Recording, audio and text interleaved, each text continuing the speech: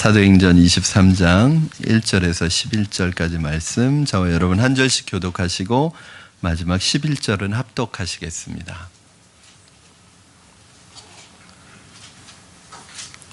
사도행전 23장 1절에서 11절입니다. 제가 먼저 읽습니다. 바울이 공회를 주목하여 이르되, 여러분 형제들아, 오늘까지 나는 범사의 양심을 따라 하나님을 섬겼노라 하거늘,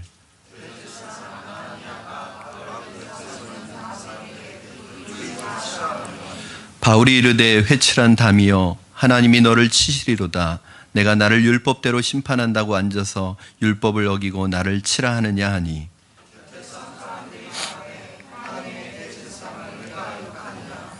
바울이 이르되, 형제들아, 나는 그가 대제사장인 줄 알지 못하였노라. 기록하였으되 너의 백성의 관리를 비방하지 말라 하였느니라 하더라.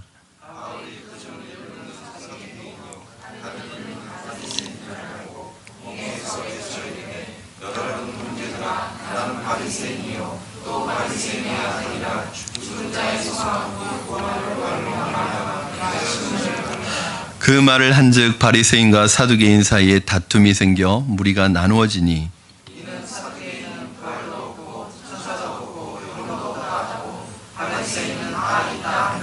크게 떠들새 바리새인 편에서 몇 서기관이 일어나 다투어 이르되, 우리가 이 사람을 보니 악한 것이 없도다. 혹 영이나 혹 천사가 그에게 말하였으면 어찌하겠느냐 하여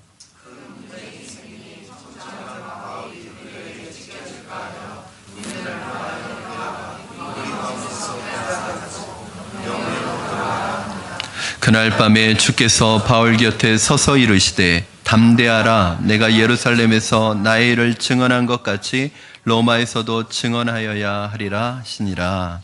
아멘. 여러분, 우린 지난주에 바울이 자신의 로마 시민권 신분을 이용해서 로마군의 고문으로부터 벗어난 것을 살펴보았습니다. 로마 시민이라는 신분 때문에 바울이 죽음의 위기를 벗어날 수 있었을 뿐 아니라 이제는 제대로 된 재판을 받고 장차 로마로 가는 길이 열리게 된 것입니다. 이것은 바울도 전혀 예상하지 못했던 하나님의 인도하시는 방법이었고 상황 전개였습니다. 하나님께서 이렇게 우리 인생에 전혀 생각하지 않았던, 전혀 뜻밖의 카드를 통해서 우리를 전혀 새로운 방향으로 인도해 주시는 때가 있습니다. 바울은 설마 자기가 예수님 믿기도 전에 가지고 있었던 이 로마 시민권이 오늘날 이 어려운 상황에서 자신을 구원해 내리라고는 전혀 상상도 할 수 없었을 것입니다.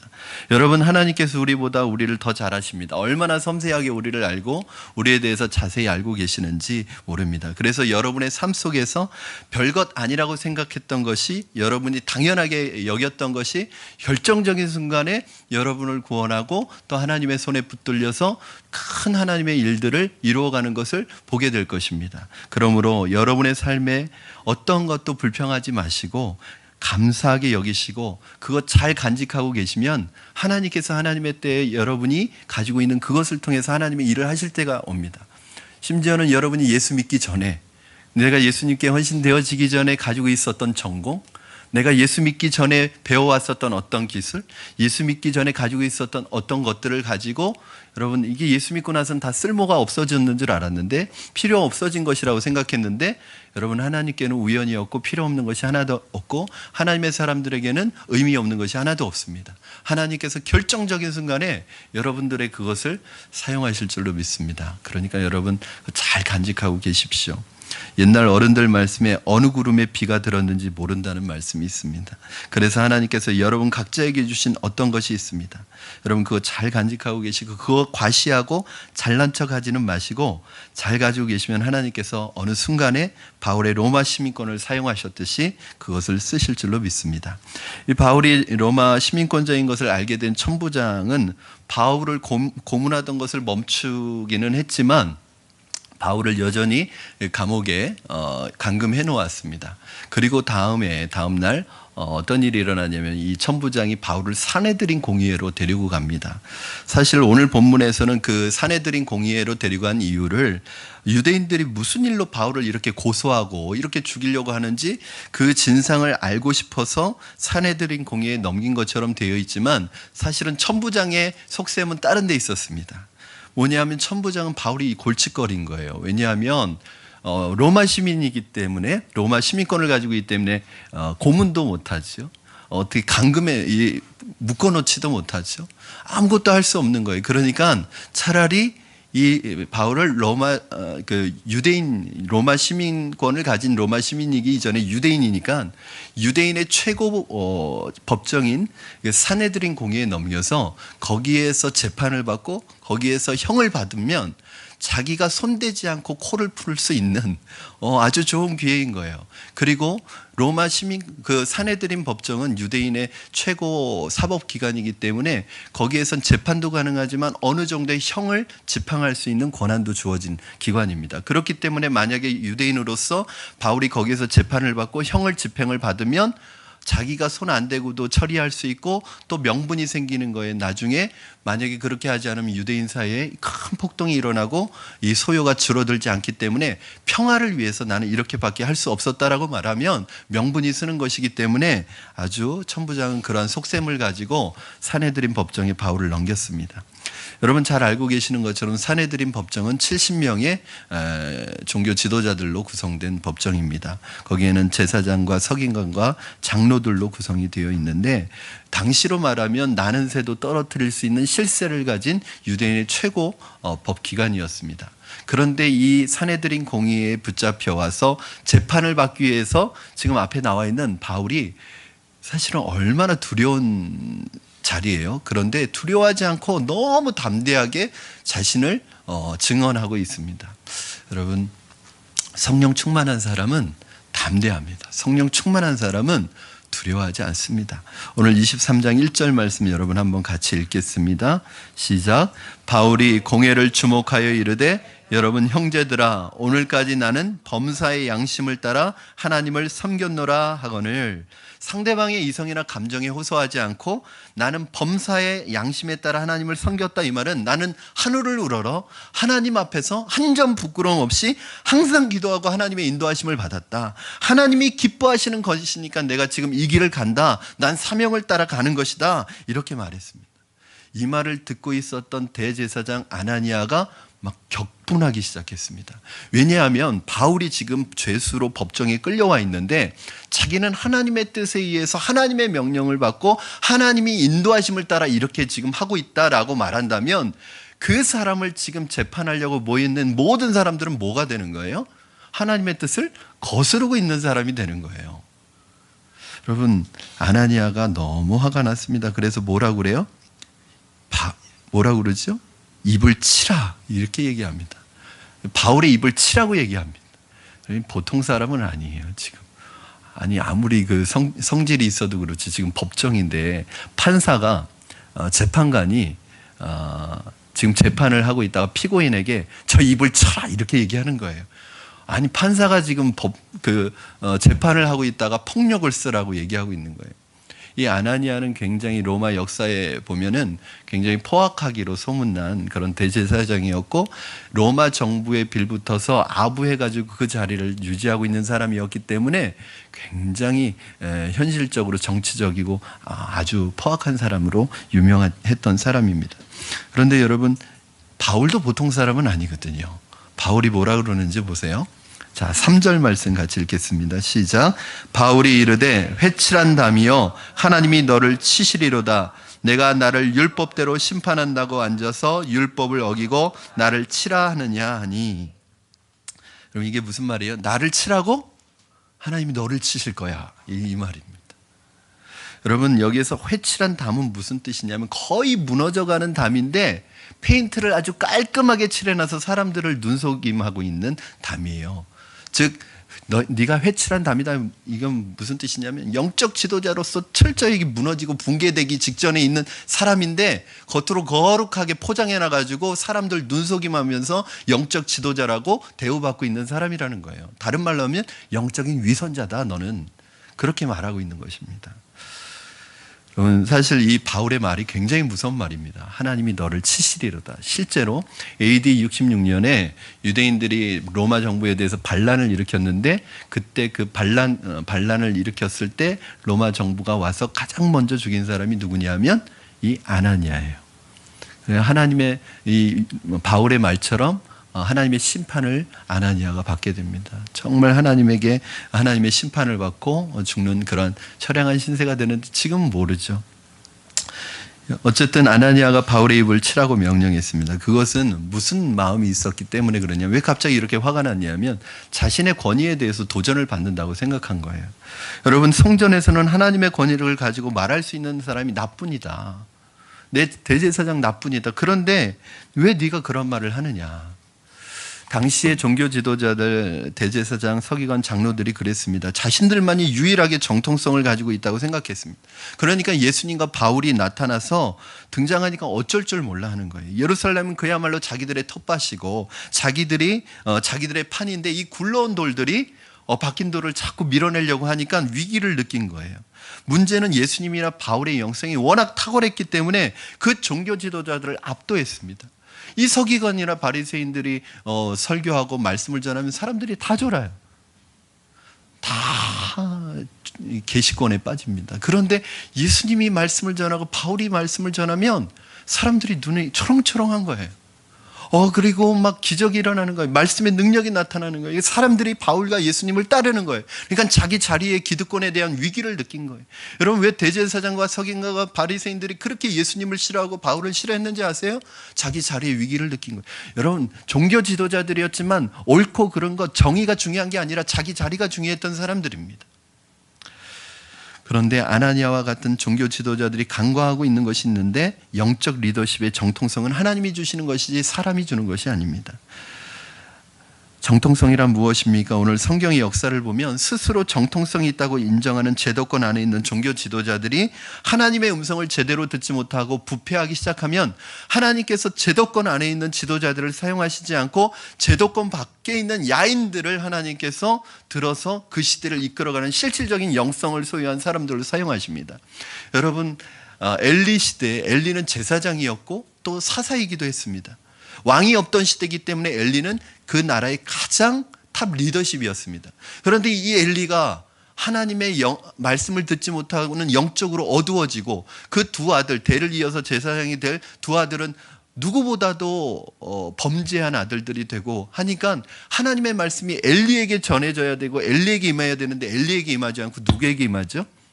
사무엘, 그 하나님의 말씀인지도 모르는 그 어린 사무엘에게 하나님의 말씀이 임해서 그 시대에 하나님이 사무엘을 통해서 그 시대를 이끌어 가십니다. 사무엘은 제사장도 아니거든요. 여러분, 예수님이 오던 시대에도 대제사장이 있었고 서기관들 있었고 종교 지도자들이 다 있었어요. 제도권 안에. 그런데 그들이 하나님의 말씀에서 떠나고 하나님의 말씀을 듣지 않으니까 하나님이 누구를 불러서 세우세요? 광야에서 메뚜기와 석청을 먹던 이 세례요한을 불러가지고 그 시대의 회개를 선포하는 선지자로 부르십니다. 여러분, 중세 캐톨릭이 부패하고 어두워지니까 하나님께서 무명의 한 사제였던 루터를 들어서 종교개혁을 통해서 그 시대를 새롭게 변화시키셨습니다. 저는 오늘날 우리 시대의 한국교회를 바라보면서 안타까운 것이 있습니다. 여러분, 남의 얘기가 아니까 여러분도 다 아시겠지만 지금 대형교회가 무너지고 있습니다. 그동안 한국교회의 영성을 마치 대형교회들이 주도하고 있는 줄로 알았습니다. 우리는 교회가 대형화되면서 성도들은 형식적인 신앙인들을 배출해내기 시작했습니다.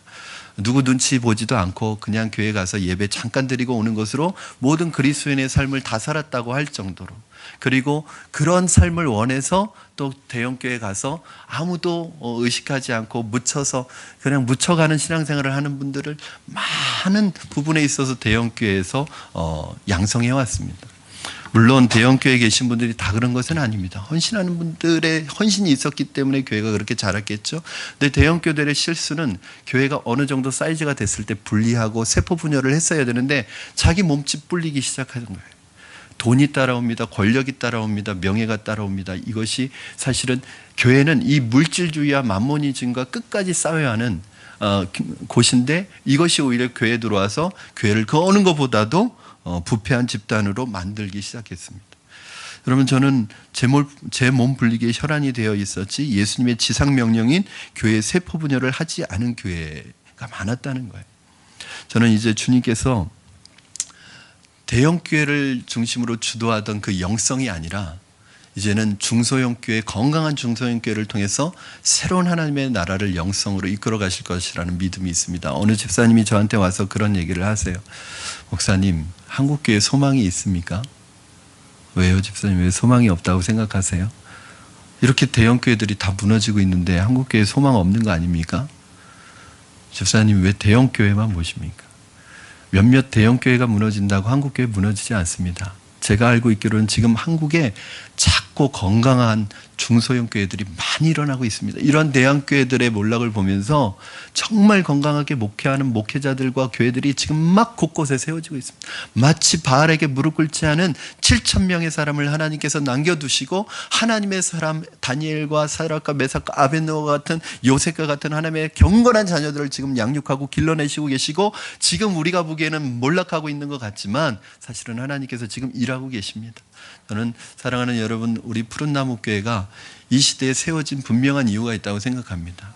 우리 교회가 정말 작지만 선한 영향력을 가지고 이 시대에 정말 경건한 영성을 가지고 이런 작은 교회들이 하나님 앞에 영성을 주도해가는 그런 교회가 되기를 주님의 이름으로 축원합니다. 그래서 우리 푸른나무 교회는 제 몸집 불리는 교회가 아니라 세포 분열하는 교회, 교회가 교회를 낳는 교회가 될 것입니다. 이것을 위해 저와 여러분을 부르셨고 이 역할을 하도록 하나님께서 사명을 맡겨주셨습니다. 영적인 권위에 대한 문제는 굉장히 심각하고 예민한 이슈라고 할 수 있습니다. 바울이 아나니아를 꾸짖는 내용이 어떠하든지 간에 지금 산헤드린 공의의 수장이었던 대제사장을 모욕했기 때문에 산헤드린 공의의 이 회원들이 순식간에 바울을 질책합니다. 4절 말씀에 보시면 내가 어찌 감히 하나님의 대제사장을 욕하느냐. 대제사장이 먼저 바울의 입을 치라고 했던 말은 문제 삼지 않아요. 바울이 대제사장에게 뭐라고 한 것만 문제 삼는 거예요. 왜 그럴까요? 대제사장이 힘이 있기 때문입니다. 여러분, 이게 세상이 하는 방법입니다. 세상은 항상 힘 있는 자의 편입니다. 정의란 무엇인가? 힘 있는 자가 결정하는 게 세상입니다. 그러니까 바울이 무엇이라고 말해 한 발짝 물러섭니다. 5절에 나는 그가 대제사장인 줄 알지도 못하였다. 여러분, 어떤 분은 말합니다. 바울이 왜 갑자기 이렇게 비겁하게 꼬리를 내리죠? 끝까지 그냥 믿음으로 나가지. 여러분, 이거 꼬리를 내리는 게 아니라 진짜로 이게 거짓말하는 게 아니라 바울은 아나니아가 대제사장인 줄 몰랐어요. 바울은 예루살렘을 10년 떠나 있었습니다. 그리고 아나니아가 대제사장이 된 지 얼마 안 된 시기였어요. 그리고 워낙 긴급하게 산헤드린 공회가 소집됐기 때문에 아마도 이 아나니아가 급하게 나오느라고 대제사장 복장을 정식으로 갖추고 나오지는 않았던 것 같습니다. 그러면서 바울이 뭐라고 그래요? 출애굽기 22장 28절 말씀 한번 보시도록 하겠습니다. 우리 같이 읽겠습니다. 시작. 너는 재판장을 모독하지 말며 백성의 지도자를 저주하지 말지니라. 아멘. 이 바울이 성격이 불같고 강한 사람이지만 솔직한 사람이에요. 자신이 잘못했다는 거예요. 그리고 산헤드린 사람들이 협박이 들어와서 물러난 것이 아니라 하나님의 말씀이기 때문에 자기가 물러나는 거예요. 왜? 재판장을 모독하지 말며 백성의 지도자를 저주하지 말라는 이 출애굽기의 율법의 말씀 때문에 물러나는 거예요. 여러분, 오늘 우리는 여기서 중요한 것을 배우게 됩니다. 바울이 잘못된 권위, 잘못된 리더십이지만 그 권위 시스템을 인정했다는 거예요. 오늘날 우리 시대를 보면 잘못된 권위에 상처를 받은 분들이 너무나 많습니다. 그래서 권위 자체를 거부하거나 권위 자체를 정하는 분들이 많다는 거예요. 그러다 보니까 어떻게 되냐면 우리가 살고 있는 시대는 권위가 없는 시대가 돼버렸습니다. 이제는 어른이 없어요. 아무도 존경하거나 어려워하지 않는 것 같습니다. 권력의 꽃이라고 하는 대통령도 요즘에는 거의 술자리 취담의 안주거리입니다. 하늘 같은 선생님의 권위가 존중받습니까? 직장에서 사장님의 권위가 존중받습니까? 자식이 부모의 권위를 존중합니까? 이 시대가 이렇게 된 데는 잘못된 권위들의 잘못이 있습니다. 그 권위를 가지고 권위주의로 잘못 사용했기 때문이. 그렇지만 아무도 존중하지 않고 존경하지 않는 세상, 어른이 없는 세상, 어떤 권위도 인정하지 않는 세상을 산다는 건 얼마나 불안하고 여러분 힘든 일인지 모릅니다. 마치 도로에 라인이 그어져 있지 않은 도로를 차들이 막 질주하는 그렇게 위험한 세상이에요. 요즘에 길거리에 가시다가 중학생들이 담배 피고 있으면 그거 야, 너 왜 담배 피워? 그러면 큰일 납니다. 아저씨가 뭔데 이래라 저래라 하세요? 그럼 할 말이 없어요. 여러분 뭐라고 하시지 마세요. 큰일 납니다. 권위가 없는 시대가 됐어요. 얼마나 이게 위험한 시대입니다. 여러분, 흉악한 독재 정권보다 더 무서운 것은 무정부 상태입니다. 예수님은 잘못된 권위의 희생양이었습니다. 불법 재판을 받으시고 사형을 당하셨습니다. 그러나 예수님은 그 불법적인 재판의 내용에는 동의하지 않으셨어요. 그건 잘못됐다고 말씀하셨어요. 그러나 그 재판의 구조를 뒤엎지는 않으셨습니다. 그걸 인정하신 거예요. 이 시스템이 나쁘구나, 이거 뒤엎어버려라, 이렇게 말씀하시지 않으셨단 말이에요. 사도 바울도 그렇게 한 것입니다. 비록 잘못된 권위라 할지라도 그 권위를 허물어뜨리거나 뒤집어 엎지 않았다는 거예요. 여러분, 정부가 싫다고 할지라도, 대통령이 마음에 들지 않는다고 할지라도 그 권위를 인정하고 체제를 인정해야 합니다. 그것은 사람의 자격 조건이 인격 조건이 돼서가 아니라 하나님께서 허락하신 권위에 대한 존경입니다. 우리가 세상 살면서 잘못된 권위 체제, 말도 안 되는 권위라고 할지라도 참고 견뎌내야 할 때가 있습니다. 그러나 그것을 견디는 것이 예수님이 걸어가신 길입니다. 이 세상 살면서 잘못된 권위에 억울하게 안 당해본 사람이 어디 있겠습니까? 그러나 억울한 것을 예수님을 묵상하면서 인내하고 견딜 때 우리는 진짜 주님의 제자가 되어가는 것입니다. 자, 우리는 이렇게 살면 이 세상에서 잘못된 권위주의에 늘 당하고만 살아야 되는가? 우리는 처참하게 그렇게 끝나는 것인가? 그렇지 않습니다. 하나님은 바울로 하여금 이 난감한 상황, 이 권위에 도전하지 않고도 지혜롭게 빠져나올 수 있는 지혜를 주셨어요. 바울이 보니까 지금 대제사장이 생각보다 포악한 사람이에요. 입을 치라고 하니까. 그리고 지금 분위기가, 바울이 지금 그 사람의 심기를 건드렸어요. 그리고 산헤드린 공회 회원들이 지금 바울을 막 질책하고 있어요. 만약에 이 분위기로 계속 나가면 이건 재판의 결과는 보나마나예요. 여기서 끝나는 거예요.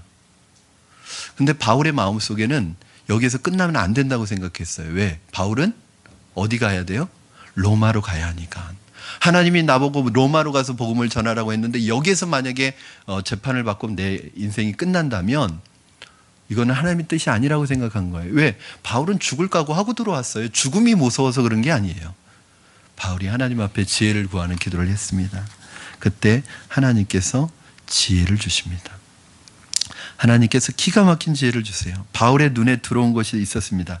여기 모인 사람이 갑자기 보이는 거예요. 그런데 이 모인 사람이 딱 두 파로 나누어져 있어요. 양파로 나누어져 있습니다. 하나는 사두개파, 하나는 바리새파. 이게 딱 보인 거예요. 그러면서 순식간에 지혜로 바울이 뭐라고 말합니까? 6절 말씀 우리 같이 한번 읽겠습니다. 시작. 바울이 그중 일부는 사두개인이요 다른 일부는 바리새인인 줄 알고 공회에서 외쳐 이르되, 여러분 형제들아, 나는 바리새인이요 또 바리새인의 아들이라. 죽은 자의 소망 곧 부활로 말미암아 내가 신문을 받노라. 여러분, 기가 막힌 거예요. 자, 바울이 어디 가나 바울이 전한 복음의 메시지는 뭐냐면 십자가와 부활을 전했습니다. 그런데 오늘은 그 십자가와 부활 중에서 뭐를 더 강조한 거예요? 부활을 강조하는 거예요. 지금 바울 거짓말하는 거 아니죠? 바울은 어디에 가서 복음을 전하든지 그 복음을 듣는 대상들에 맞춰서 컨택을 해가지고 복음의 메시지를 강조하거든요. 그런데 오늘 여기서는 부활을 강조하는 거예요. 그리고 또 하나 강조하는 게 있어요. 뭐냐면 난 바리새인이었다. 난 바리새인의 아들이고 나도 바리새인이고 나는 그렇게 율법을 연구한 부활을 믿는 바리새인이다. 이렇게 얘기를 한 거예요. 여러분, 이게 신의 한 수였습니다. 7절 말씀을 보니까 바울의 이 말이 떨어지기가 무섭게 바리새인과 사두개인 사이에 다툼이 생겨 무리가 나누어졌다고 말하고 있습니다. 이때까지 똘똘 뭉쳐서 바울을 서로 죽이려고 힘을 합쳐서 달려들던 이 무리 사이에 갑자기 순식간에 싸움이 벌어진 거예요. 여러분, 8절에 보니까 그 이유가 나옵니다. 사두개인들은 부활이 없다고 주장하는 사람들이에요. 그런데 바리새인들은 부활이 있다고 주장하는 사람들이에요. 이게 굉장히 예민한 신학적인 이슈거든요. 그 당시에는. 그래서 늘 사두개인들과 바리새인들은 이 부활 문제를 가지고 논쟁하고 싸웠어요. 그런데 바울이 두 가지 얘기합니다. 나는 바리새인이다. 그리고 부활이 있다.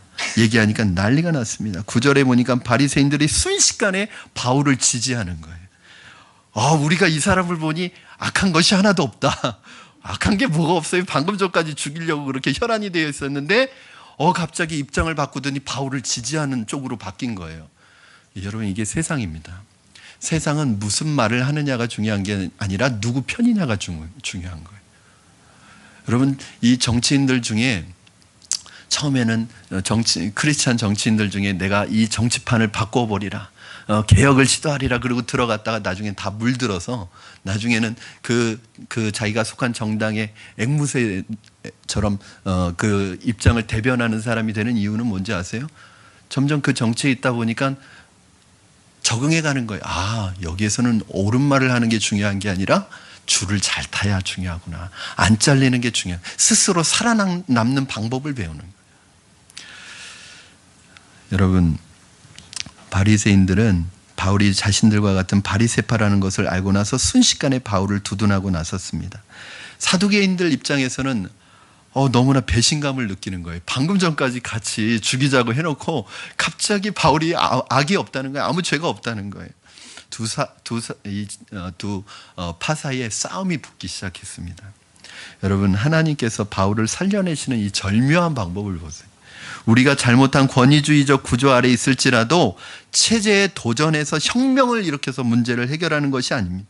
마음 같아서는 분하고 억울해서 싹 뒤집어 엎고 싶을 때가 많습니다. 그러나 인간적인 힘으로 휘두르는 폭력은 하나님의 해결 방법이 아닙니다. 왜냐하면 폭력은 더 큰 폭력을 불러오기 때문입니다. 그래서 예수님이 잡히시던 날 밤에 예수님을 잡자 말고의 대제사장이 종이었던 말고의 귀를 자른 이 베드로에게 뭐라고 말씀하세요? 칼을 칼집에 도로 꽂아라. 칼로 일어난 자는 칼로 망할 것이다. 이렇게 말씀하시잖아요. 여러분, 폭력은 해답이 아닙니다. 하나님께서 의인의 손으로 악인을 죽이지 않습니다. 하나님께서 악인들을 악인들이 그냥 번창하고 끝없이 잘 되는 게 아니에요. 악인들은 반드시 심판받습니다. 그런데 누구의 손으로 심판받는 줄 아세요? 악인은 악인의 손으로 심판받습니다. 하나님께서 악인을 죽이려고 의인의 손에 피를 묻히지 않습니다. 여러분, 이 사두개인과 이 바리새인 두 악인들이 싸우기 시작했어요. 그러면서 하나님의 사람이 여기에서 절묘하게 빠져나오는 것입니다. 여러분, 우리가 중요한 것이 있습니다. 세상에서 잘못된 구조 속에 살아갈 때 그 구조를 우리가 뒤엎는 것도 하나님의 방법이 아니에요. 그렇다고 그 구조 속에 우리가 타협하고 살아가는 것도 방법이 아니에요. 우리가 해야 될 것이 있습니다. 오늘 바울처럼 바로 그것에 대해서 잘못은 말하지만 그 체제 자체는 인정을 해야 됩니다. 그러면서 진리만 선포하면 돼요. 십자가와 부활의 복음을 계속 선포하면서 진리와 사랑을 선포하면서 하나님의 지혜를 구하면 저절로 거짓이 드러나고 악한 세력이 서로 싸우며 붕괴하게 되어 있습니다. 이것이 바로 하나님의 방법입니다. 하나님은 이러한 제3의 길을 반드시 준비해 놓고 계십니다. 이것을 여러분이 처한 상황에 기도하시면서 하나님의 지혜를 구하시면 하나님께서 여러분이 생각지 못한 제3의 방법으로 여러분을 건져내 주실 줄로 믿습니다. 여러분, 이 바울이 자기가 믿고 나서 그렇게 버리고 싶어 했던 바리새인이라는 이 과거가 이번에는 바울을 살려내는 거예요. 지난번에는 로마 시민권이라는 이 시민권이라는 카드가 자기를 죽음에서 살려내더니 이제는 자기가 예수 믿고 나서 그렇게 버리고 싶어 했었던 바리새인이라는 이 타이틀이 이 바울을 살려내는 거예요. 사랑하는 여러분, 하나님께서 사용하시면 우리에게 있는 모든 것은 의미를 갖게 됩니다. 저는 하나님께서 여러분을 위기에서 건져내실 히든카드를 많이 가지고 계시다는 것을 믿습니다. 여러분, 그러므로 여러분에게 있어서 필요 없는 것은 하나도 없습니다. 여러분이 과거에 배웠던 것, 과거에 전공했던 것, 과거에 내가 익혔던 것, 여러분이 과거에 모두 습득했던 것, 예수 믿고 나서는 새로운 의미로 바뀌는 거예요. 그러니까 중요한 건 여러분이 하나님 앞에 여러분을 드리시면 여러분의 모든 것이 의미를 갖게 됐고 하나님의 히든카드로 쓰임받을 수 있습니다. 이 상황을 지켜보고 있던 천부장이 깜짝 놀란 거예요. 사실은 자기는 사내들인의 바울을 넘겨주고 손 안 대고 코 풀려고 했는데 갑자기 또 소동이 일어나는, 거의 준폭동에 가까운 소동이 또 일어난 거예요. 이번에는 바리새파하고 사두개파 사이에 막 이 싸움이 일어나니까 이 천부장이 이게 뭐냐, 나는 좀 쉽게 하려고 그랬는데 여기에서도 폭동이 또 일어나겠다 싶어서 바울을 꺼집어내가지고 다시 군대 영내로 데려가서 감금합니다. 여러분, 바울은 다시 한번 큰 위기를 모면했어요. 살아난 바울이 그날 밤에 잠을 이루지 못했습니다. 바울은 이미 예루살렘에 오기 전에 각오를 단단히 하고 있어요. 어떤 핍박에도 내가 견디리라. 죽음도 각오하고 왔어요. 그런데 기도로 준비하고 왔지만 막상 당해보니까 너무 힘들고 두려운 거예요. 여러분, 그런 거 있잖아요. 군대가 힘들기 때문에 군대 가는 날, 군대 갈 때 다짐을 하고 각오를 하고 가잖아요. 근데 막상 당해보니까 더 힘든 거예요. 신학교를 다닐 때 신학을 하면 목회자의 길이 참 힘든 것을 알고 각오하고 걸어가기를 시작했지만 막상 목회의 길에 들어서니까 제가 생각하지 못했던 너무 힘든 일들이 많은 거예요. 여러분, 시련이나 고난과 어려움과 시험은요, 받을 때마다 힘든 거예요. 1년 전에 2년 전에 고난을 많이 경험했으니까 이제 고난의 단련이 돼가지고 어떤 고난이 와도 안 힘들까요? 아니에요. 고난은 올 때마다 힘들고 받을 때마다 힘들어요. 여러분, 아무리 공부 잘하는 아이들도요, 시험을 좋아하는 아이들은 없습니다. 어떤 아이가 이제 중간고사가 내일부터 시작되는데 할렐루야, 중간고사다, 신난다 이러는 애는 아무도 없습니다. 공부를 잘해도. 모든 학생들에겐 시험은 다 힘든 거예요. 여러분, 우리에게 있어서 시험은 늘 힘든 거예요. 고통스러운 거예요. 다짐하고 결심해도 힘든 거예요. 여러분, 종아리를 맞는데 생각하지 않고 있을 때 맞는 것과 막 힘을 주고 준비하고 있다고 맞는 것, 준비하고 힘을 주고 있으면 안 아픕니까? 그래도 아파요. 준비하고 맞아도 아프고 준비 안 하고 맞아도 아픈 거예요. 바울이 각오는 하고 있었지만 특히 자기 동족들에게 이렇게 죽을 놈이 된 게 너무너무 힘든 거예요, 마음이. 그래서 심리적으로 굉장히 위축돼서 지금 마음에 두려운 마음이 시작했던 것 같습니다. 그러나 그 중요한 바로 그때 힘들고 어려울 때 주님께서 나타나셨다는 거예요. 할렐루야. 이게 이제 하나님의 타이밍입니다. 우리 주님은 항상 내가 가장 어렵고 힘들 때, 아무도 나를 돌봐주지 않을 때, 사람이 나를 버릴 때, 세상이 나를 버릴 때, 지쳐서 쓰러지고 싶을 때 주님이 딱 나타나십니다. 절묘하게 나타나십니다. 그리고 어떻게 말씀해 주세요? 11절 말씀 우리 한번 같이 읽겠습니다. 시작. 그날 밤에 주께서 바울 곁에 서서 이르시되 담대하라. 내가 예루살렘에서 나의 일을 증언한 것 같이 로마에서도 증언하여야 하리라 하시니라. 아멘. 여러분, 이 한 절 말씀 속에 세 가지 중요한 영적 포인트가 있습니다. 첫째는 주님께서 바울 곁에 서서. 여러분, 가장 어렵고 힘든 순간에 여러분 곁에 주님께서 서 계신 줄로 믿습니다. 여러분, 영어에 그런 팝송이 있죠. Stand by me. 영화도 있고 팝송도 있습니다. 내 곁에 서주세요. 여러분, 아무것도 안 해줘도 괜찮습니다. 내 옆에 있어만 달라는 거예요. 세상에서 가장 가슴 찡한 것이 누군가가 내 옆에 서주는 것입니다. 내 옆에 있어주는 것입니다. 사람들이 다 나를 향해 손가락질 할 때 누군가가 내 옆에 있어주는 것, 누군가가 내 옆에 서주는 것, 그것만으로도 그 안에 메시지가 다 담겨 있는 거예요. 내 옆에 서줄 때 이런 메시지가 담겨 있는 거예요. 걱정하지 마라. 세상 사람들이 너를 향해 다 비난의 손가락질을 할지라도 나는 네 편이야. 나는 너 편이야. 여러분, 이게 주님의 마음. 오늘 바울 곁에 주님께서 서 계신다는 말은, 바울아, 걱정하지 마. 네 동족이 너를 향해서 이렇게 죽일 듯이 달려들고 너를 향해 이렇게 손가락질을 해도 내가 네 편이야. 걱정하지 마. 그래서 우리 하나님이신 예수님의 이름이 뭔지 아세요? 임마누엘입니다. 임마누엘. 우리와 함께 계신 하나님. 저는 오늘 어렵고 힘든 삶의 환경 속에서도 여러분 곁에 주님이 계시다는 사실을 기억하시고 넉넉히 믿음으로 이겨내시기를 주님의 이름으로 축원합니다. 여러분, 내가 약한 사람인데 강한 분이 내 곁에 있을 때 얼마나 힘이 되는지, 얼마나 의지가 되는지 몰라요. 그런데 전능하신 하나님이 여러분 곁에 계십니다. 할렐루야. 이 주님께서 서셔서 두 번째 하시는 말씀이 뭐예요? 담대해라, 바울아. 담대해라. 바울아, 용기를 내라. 담대하라. 성경에 366번 나오는 말입니다. 365일 계속해서 주님께서 우리에게 두려워하지 말아라, 담대해라, 이 말씀 계속 하시는 거예요. 왜요? 우리는 너무 두려워하는 존재거든요. 조금만 상황이 어려워져도 두려워합니다. 조금 사람과의 관계에서 문제만 생겨도 막 마음에 두려운 생각이 듭니다. 하던 일이 잘 안 돼도 두렵습니다. 눈 뜨면 두려운 거예요. 눈 감을 때까지 두려움이 내 마음을 사로잡아요. 우리 인간이 얼마나 두려워하는 존재예요. 그러니까 하나님이 계속해서 365일 말씀하시는 거예요. 두려워하지 말아라. 두려워하지 말아라. 담대해라. 주님께서 세상에 계실 때 폭풍우 가운데 두려워 떠는 제자들에게 담대해라. 두려워하지 말아라. 나다 나. 내니 두려워하지 말라. 나 너희의 주인이다. 나 너희 하나님이다. 두려워하지 말아라. 십자가 지기 전날 두려워하는 제자들을 향해 담대해라. 두려워하지 말아라. 그 주님께서 오늘 바울에게 똑같이 말씀하시는 거예요. 똑같이 격려하시는 거예요. 마찬가지로 오늘 여러분에게 주님은 이 말씀으로 격려하십니다.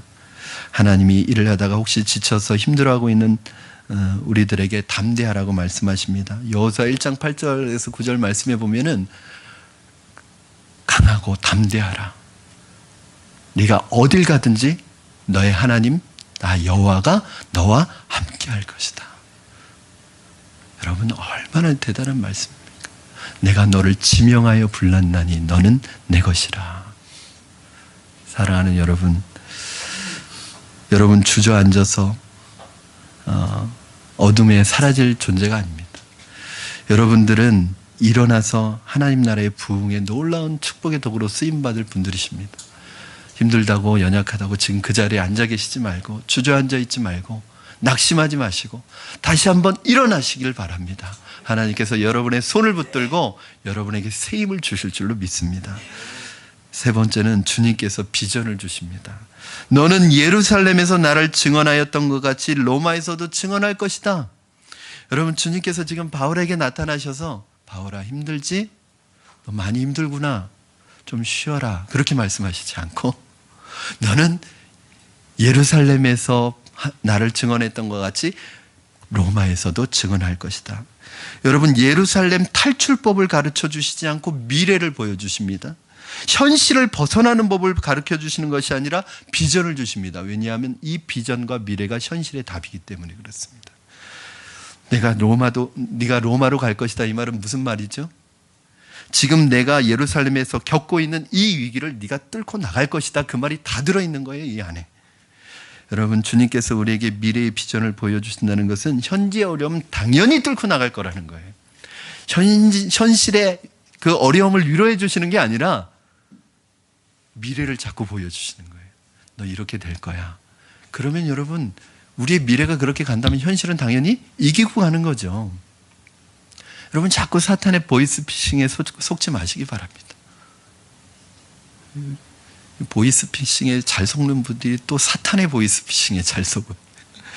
여러분 이 비전이라는 것이 얼마나 큰 격려가 됩니까? 얼마나 이 비전이 놀랍습니까? 미국의 한 병원의 중환자 병동이 교통사고로 10시간 동안의 수술을 받고 회복하기 위해 들어온 중학생 환자가 있었습니다. 수술은 했지만 살아날 가능성은 10%에 불과한 이 중학생이 기적을 바라고 있습니다. 기적이 아니면 일어날 수 없죠. 그런데 기적이 일어났습니다. 그 기적이 일어난 이유는 이랬습니다. 그 병원이 어린이 환자와 중학생 환자가 많기 때문에 그 인근의 대학에서 대학생들이 자원봉사를 나오는데 어떤 봉사냐면 그 이제 경미한 상처를 이제 수술을 받고 회복 단계에 있는 학생들에게 이제 이 학생이 학교에 돌아가면 그동안 뒤떨어졌던 공부를 따라가야 되니까 이 대학생들이 와서 그 공부를 가르쳐 주는 거예요. 그리고 앞으로 나갈 그 진도도 가르쳐 주는 거예요. 그런데 이 학생들이 와서 그런 자원봉사를 하는데 한 학생이 처음 이 봉사를 하는데 그날따라 늦게 온 거예요. 그래서 주의사항을 못 듣고 들어갔어요. 주의사항은 뭐였냐면 중환자실에는 들어가지 말아라. 그런데 이 친구는 와서 다른 데는 사람이 많으니까 다른 데는 안 가고 자기는 사람 없는 데 간다고 중환자실로 들어간 거예요. 중환자실에 들어가서 차트를 보니까 중학교 2학년 학생이 거기 누워 있는 거예요. 의식 없이 이렇게. 나는 이 아이를 가르쳐야지. 엉뚱한 사람이에요. 생각이 없는 사람이에요. 지금 중환자실에 그렇게 의식 없이 누워있는 애를 어떻게 가르쳐요? 그런데 그냥 듣든지 말든지 2시간 동안 보니까 중학교 2학년이니까 이제 곧 3학년에 올라가서 이제 중학교 3학년 내용을 해야 되니까 중학교 3학년 영문법을 가르친 거예요. 2시간. 그리고 내일 또 오게 하고 간 거예요. 그리고 일주일 동안 와서 그렇게 계속 2-3시간씩 한 거예요. 그런데 기적이 일어났습니다. 이 아이의 손끝의 감각과 그 다음에 의식이 돌아오기 시작했어요.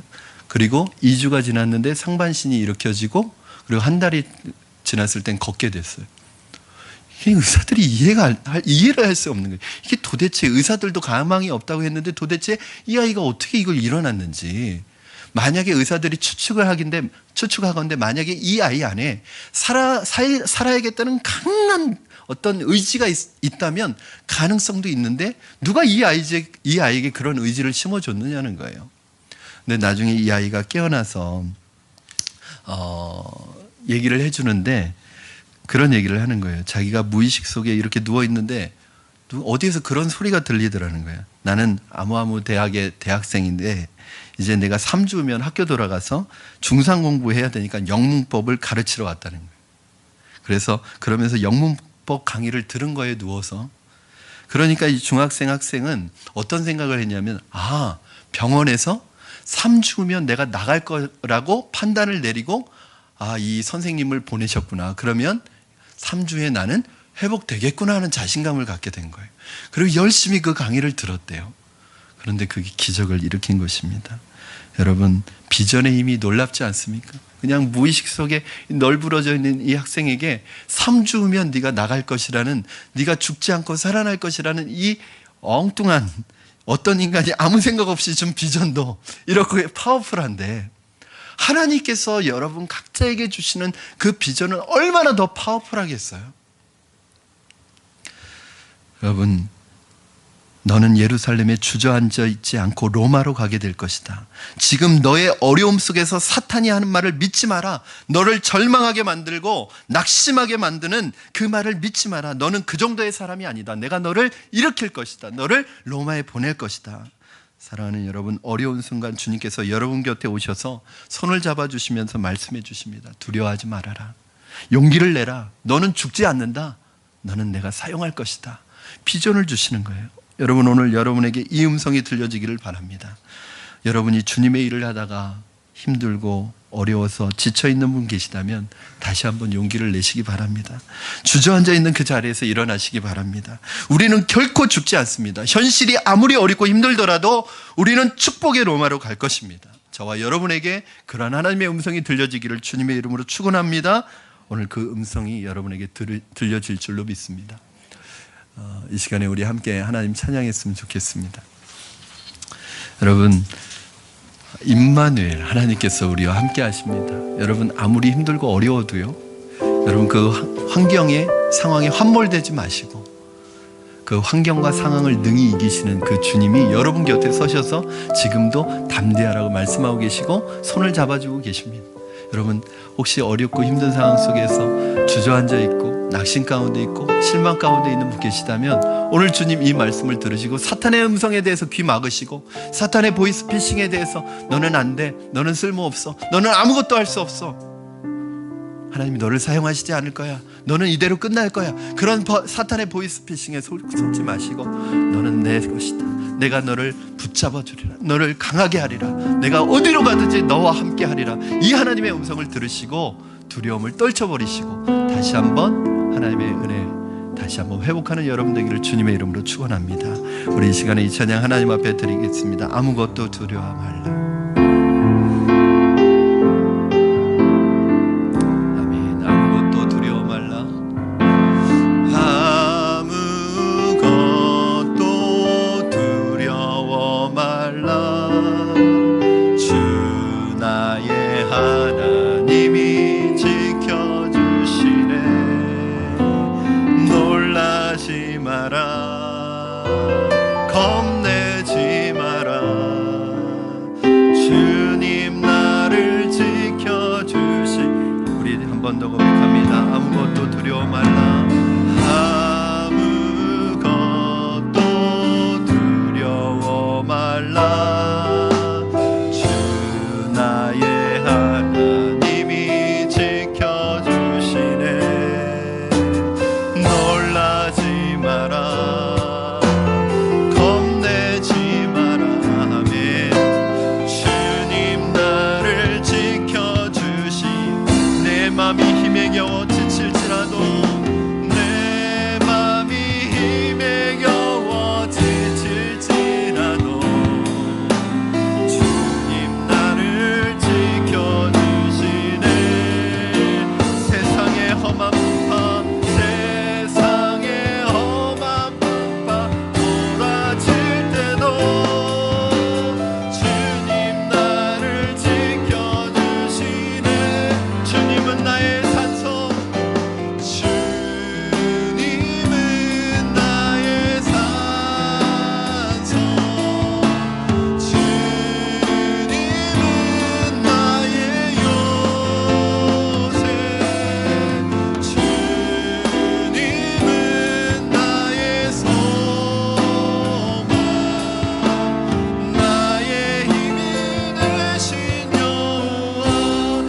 주님은 나의 산성, 주님은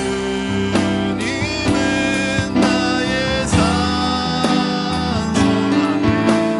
주님은 나의 영광을 주셨소.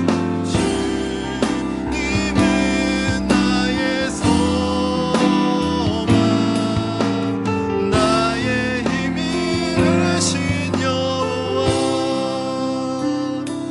시간에 우리 오늘 주신 말씀 붙들고 합심해서 기도하겠습니다.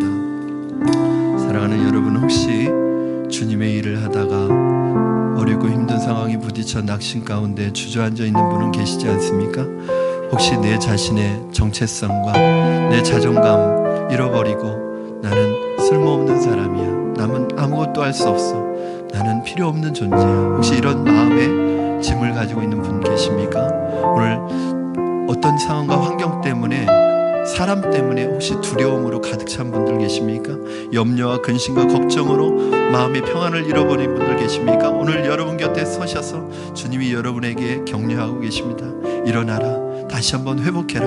하나님께서 오늘 여러분을 회복해 주실 줄로 믿습니다. 오늘 이 시간에 하나님 나를 회복시켜 주시옵소서. 두려움을 하나님 아버지 벗어버리게 하시고, 오늘 주님을 붙들고 말씀 붙들고 주님이 우리에게 허락하시는 비전 붙들고 믿음 붙들고 다시 한번 일어서게 하여 주시옵소서. 주님, 오늘 예배를 통하여 우리에게 세임을 허락하여 주시고 주님께서 우리에게 주시는 영적인 능력을 공급받는 시간 되게 하여 주시옵소서. 우리의 삶의 자리에서 다 일어서게 하여 주시고 주님 믿음으로 나가게 하여 주시옵소서. 오늘 이 시간에 우리 한번 주님 앞에 간절하게 하나님 앞에 간구하며 나가는 시간 갖도록 하겠습니다. 살아계셔서 역사하시는 하나님 아버지 감사합니다. 오늘 우리를 새롭게 사용하여 주시옵소서. 오늘 하나님 저와 나의 환경 속에서 위축되고 심리적으로 위축되고 어두운 마음 가운데 있는 우리 성도님들 계시다면 오늘 하나님 우리를 새롭게 하여 주시옵소서. 오늘 우리에게 세임을 허락하여 주시옵소서. 두려움은 떠나가게 하여 주시고 염려와 걱정은 떠나가게 하여 주시고 낙심과 절망도 떠나가게 하여 주시옵소서. 오늘 하나님 우리의 마음속에 주님의 은혜로 채워주시고 믿음으로 채워주시고 말씀으로 채워주시고 비전으로 채워주시고 하나님의 음성이 들려지게 하셔서 오늘 우리 안에 있는 모든 두려움들은 떠나가게 하여 주시옵소서. 주님 세임을 주시옵소서. 주님이 우리의 산성이시여 요새시여 우리를 지키시는 분임을 믿습니다. 우리와 함께 계시는 하나님, 오늘 주님을 의지하고 믿음으로 나아가게 하여 주시고 오늘 주님 안에서 세임을 얻게 하여 주시옵소서. 역사하여 주시옵소서. 인도하여 주시옵소서. 살아계신 하나님 아버지 감사합니다. 하나님, 우리는 연약한 존재입니다. 두려움이 많은 존재입니다. 하나님, 조금만 상황이 바뀌고 어려워져도 우리 마음속에 두려움으로 우리의 심리적으로 마음이 위축될 때가 많습니다. 오늘 하나님, 우리와 함께 하시는 하나님, 우리 곁에 계시는 하나님의 음성을 들을 수 있게 하여 주시옵소서. 하나님, 더 이상 사단의 음성에 귀 기울이지 않게 하여 주시고 오늘 우리를 향하여 비전과 소망과 하나님 아버지 비전의 메시지를 꿈 같은 메시지를 주시는 그 하나님의 음성이 들려지게 하시고 오늘 하나님 낙심 가운데 실망 가운데 좌절과 하나님 아버지 염려와 걱정과 근심과 두려움 가운데 있는 성도들이 있다면 오늘 이 시간에 주님의 말씀으로 모든 염려와 걱정과 근심이 사라지게 하여 주시고 주님이 주시는 세임을 얻는 시간 되게 하여 주시고 다시 한번 믿음으로 일어나서 비전의 발걸음을 내딛는 우리 성도님들 다 되어줄 수 있도록 축복하여 주시옵소서. 감사하며 예수님의 이름으로 기도하옵나이다. 아멘.